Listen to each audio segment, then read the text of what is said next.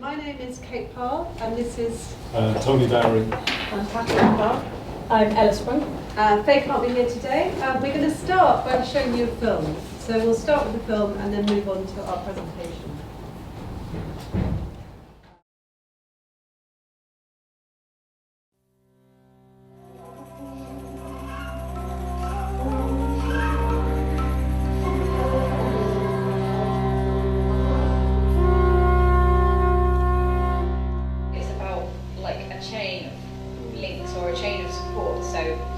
Fay might not necessarily need to be directly in touch with Marek, for instance, but she might give us some ideas and some support to create a film bid, and then that might enable us to do something with Marek. Is that fair? I think so, yeah. Well, that was because I was kind of working on this idea of network, and part of our initial goal was that we bring us all together and strengthen the Sheffield music scene. Was a bit of a, idealist idea, and partly I didn't think it would actually work because the groups are so different in what they're trying to do. But I think it has happened. We have made contacts and we have led each other, especially in your group. It's made this new project that you're doing is a really clear example of it. We know how to do it. I think there's a lot of collective experience, collective knowledge, democratic process. And it's not just time that the project has given us. It's also kind of pockets of kind of opportunity. Mm-hmm. It's opportunity to make comparisons. I mean, when I had a little minute to step back at the Connected Communities thing in Cardiff and just look at what the other Connected Communities organisations, community groups have been producing and stuff like that, there were huge differences and a lot of differences in mindset of the odd academics that I managed to talk to. So from that point of view, back to your question about whether you feel like a researcher as a community partner, I don't feel like a researcher, but I feel like 100% engaged with this process. I don't know. I have great difficulty calling it a research thing. I know I have to when I'm doing a press release, or I have to if I'm doing a bid or formal writing or something like that. But it doesn't feel like research. It feels like a kind of an investigative journey, if you want, and a kind of it does feel pioneering.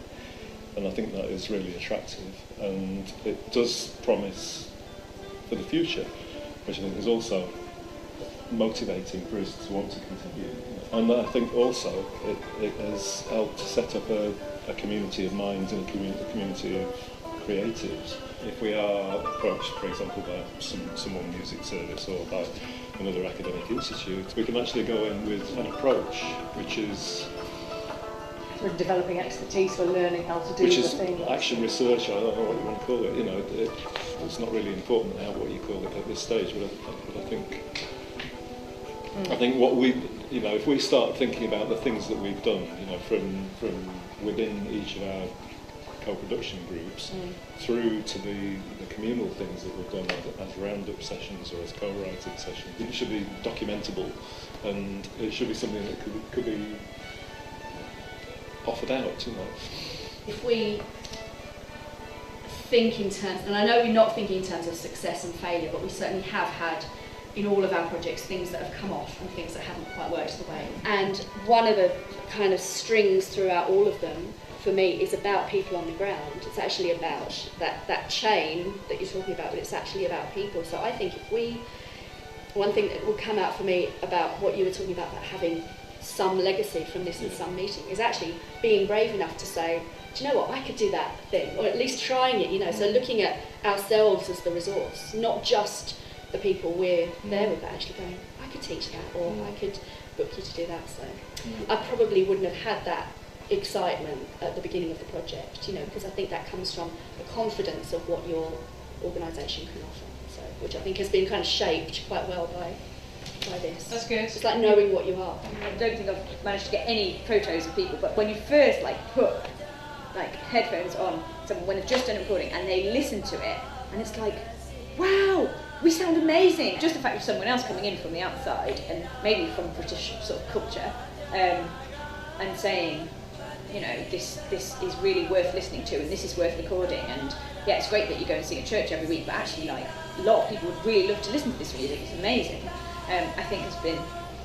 We sort of talked about that a bit. Write that down. There's also a question of function, isn't there? Like music, this kind of music is partly defined by its function, and that's sort of changing the function in a really positive way. But it is changing the function, like you say. Church music and social music happens, it seems, in a vacuum to the outside world. It doesn't actually. It's got a huge application and there's things happening there, but you've actually changed. And it's nice to think of it not as elevating, but just changing, isn't it? It's a whole new function. It's different communications and it's different. They're reflecting differently on it than they would, but it's no greater or lesser. It's totally different. It's really good. I mean, Matt, I wonder if it would be interesting for us to sort of like write down, or maybe talk about what the different sort of functions were of all this music that we went and recorded, because actually most of it wasn't even sort of performance. Yeah, some that's of it right. was. Some of it was social. Some of it was like religious. Some of it was, so there's like language schools, which we only ended up getting one of those, but that was like transmitting language heritage. I think a lot of the time I tend to be focused on the projects, but what I've realised is the groups that you create through the projects last longer and they're more generative, but it's how to sustain them as spaces of practice that are really useful. Because I think it's this idea of having the practice and then doing the improvisation and the practice, so I think that's really, really interesting. But also developing the synergies across the projects. I'm in an education department and I'm often surprised how those kind of ideas, they come out, for me, from Tim Ingold's work on making the sort of sensory ethnography field, but actually applying that into education and seeing how that tacit knowledge is, and the situatedness and the place and the stuff you said about where and how. I just think that's really relevant, and yet it hasn't been really, I don't think it's been put together. I mean, I'm not an expert in music education, but I just think that's a fascinating thing that came out of the project. I think our disciplines stroke genre, they're the place where they're the ideal place to observe that and to do it, because and I think people need it. People want, like, there is a hunger for that. It's almost like austerity breeds this need for something very accessible and very earthy and very tangible and immediate. But it's the things that we can offer, because we're doers, we're not. People just want it and they don't.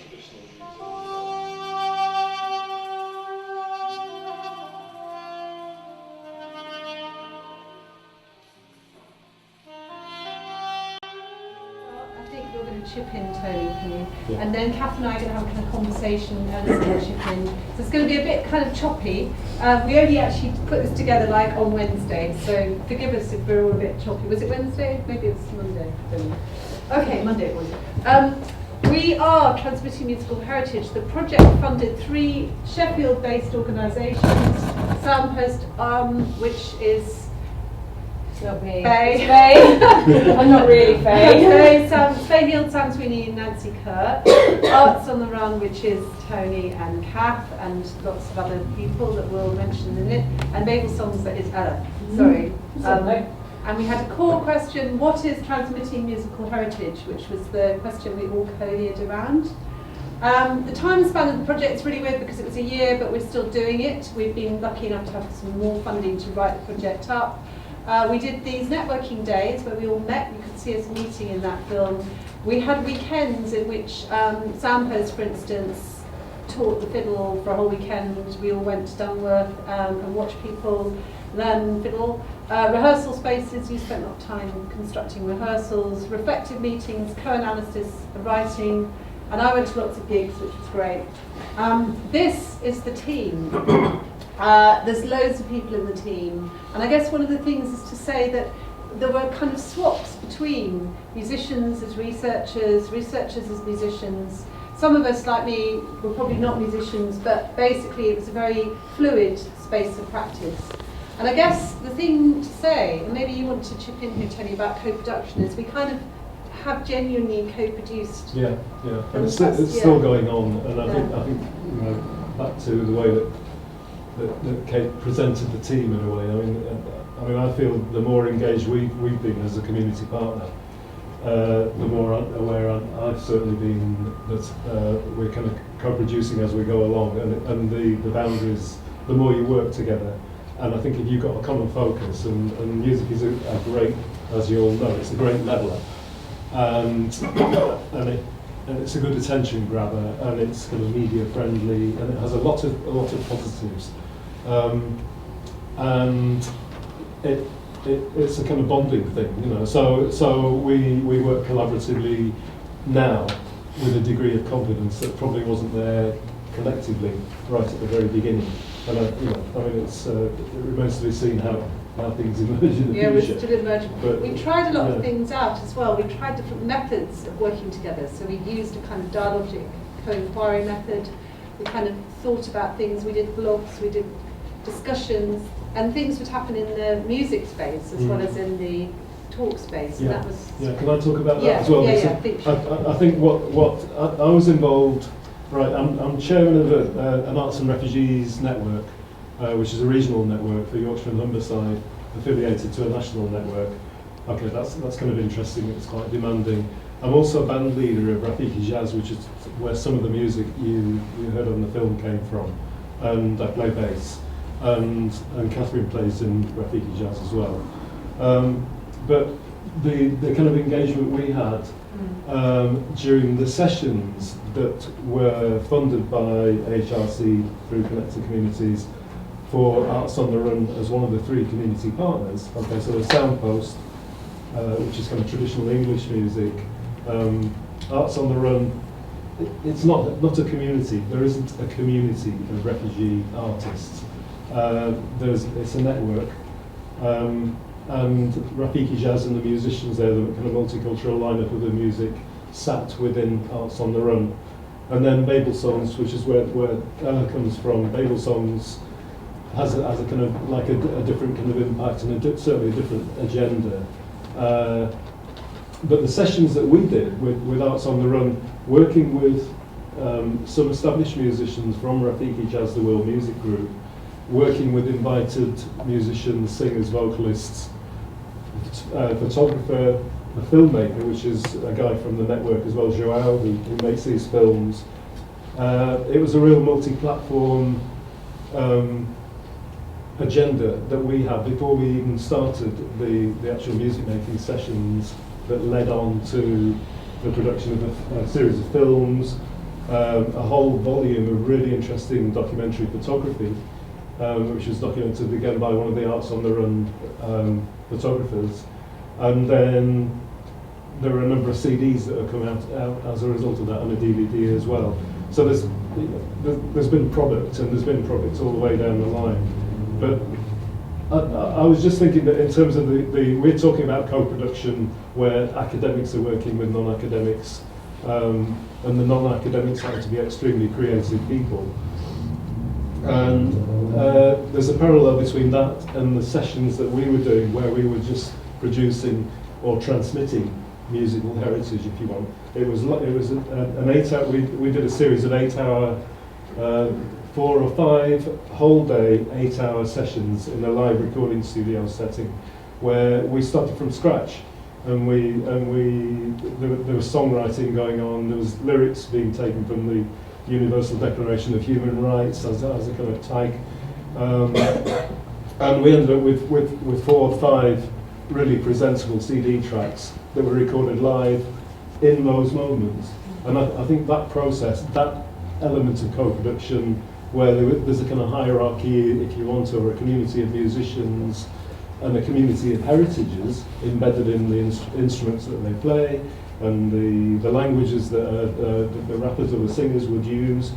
You have to buy the CD. It's great. The CD unfolds all the stuff to do with co-production So in a music context. All right. Yeah, no, that was really. I think that's really helpful, because I think it's about the music being the space of research. And what's going to happen now, I think, there's a picture of some of the musicians, is that Kath and I are going to have a little conversation about that process, because I guess one of the really interesting things is when we brought you into New Roots up the road and had a conversation about transmitting musical heritage, and I just wondered if you could talk a bit about what you thought when you came into that researching sort of space. Yeah, it was, well, I wasn't sure what to expect when I came into that researchy sort of space, but it really, the impact of it was quite good. It made me think about the processes I use as a musician, Yeah. and what I do, Yeah. and that sort of transition from being a musician, but also, you said you didn't feel like a researcher, but it made me think about the processes that I use.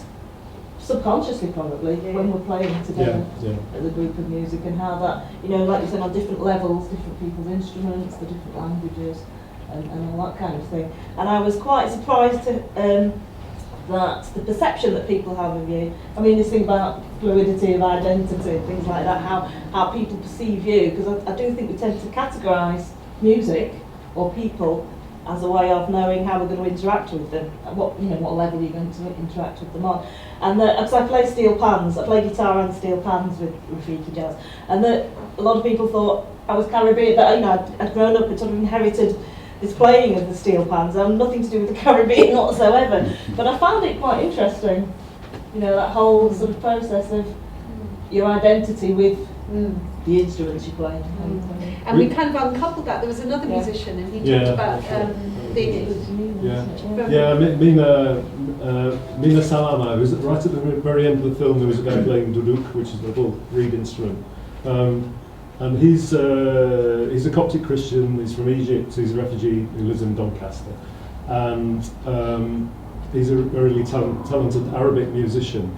And because he's a recent entry, and also because of kind of cultural adaptation, I guess, really, and a whole load of other issues, he's a 24-hour musician.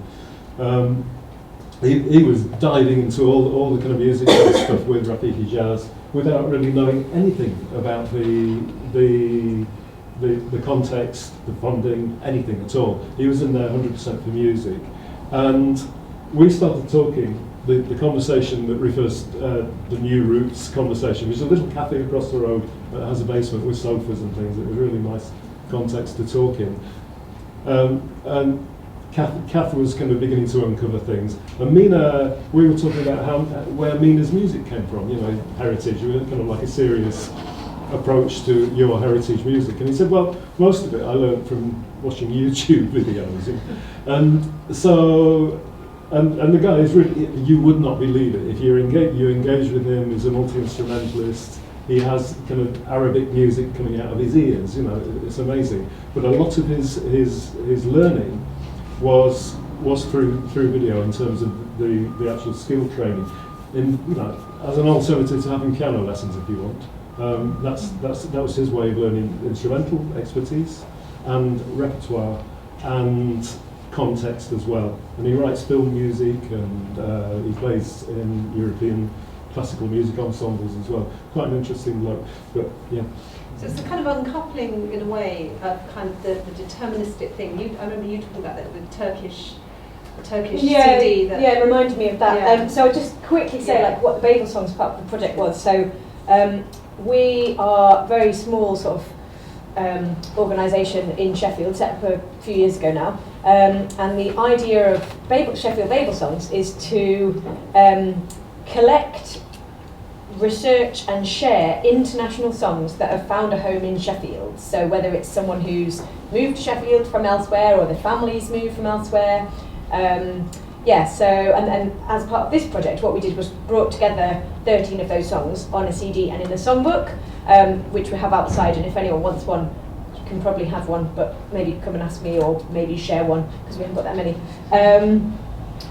So that was sort of our part of it, and of course we asked people where they got the songs from and sort of what the songs mean to them, and sometimes it was I learned this through maybe something you would expect from traditional music. I learned it from my parents, or I've heard it sung around, or I learned it through church or whatever. And then there was one which was, I just got this CD of Turkish lullabies when my son was born, and I learned it from that. So that was the same sort. I'm not quite expected, but it's a new way of passing on heritage. So So just to sum up, I think we've talked about that.